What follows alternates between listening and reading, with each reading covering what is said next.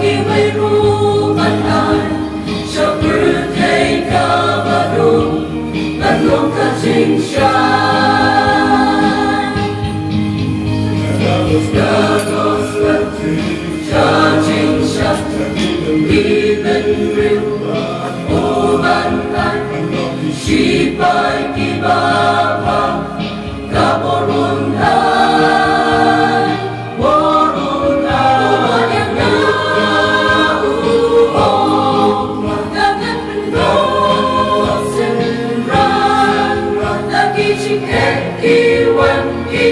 sa sitong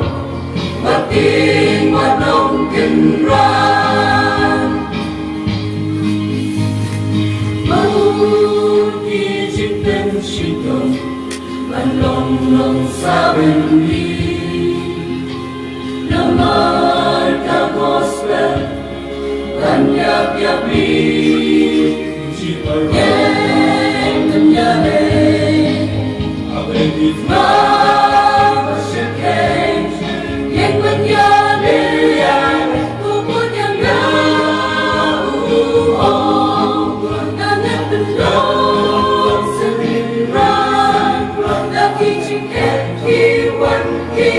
sa sitong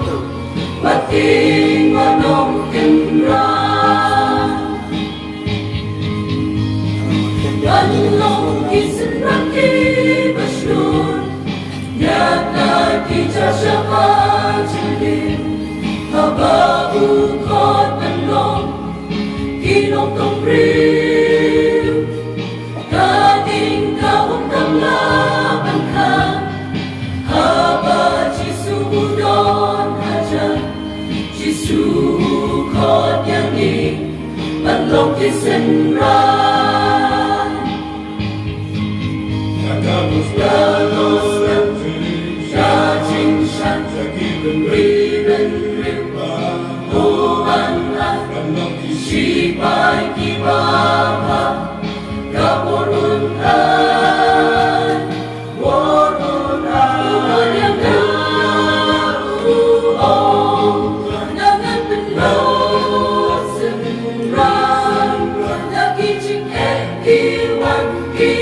sa sitong wating manong kinran Sipon kibanasa Pagkip ka cingay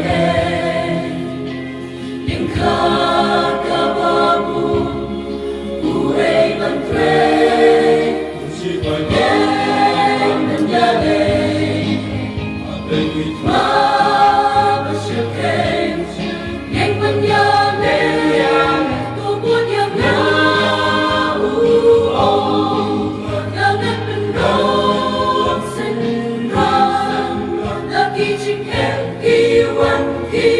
sa sitong wating manong kinran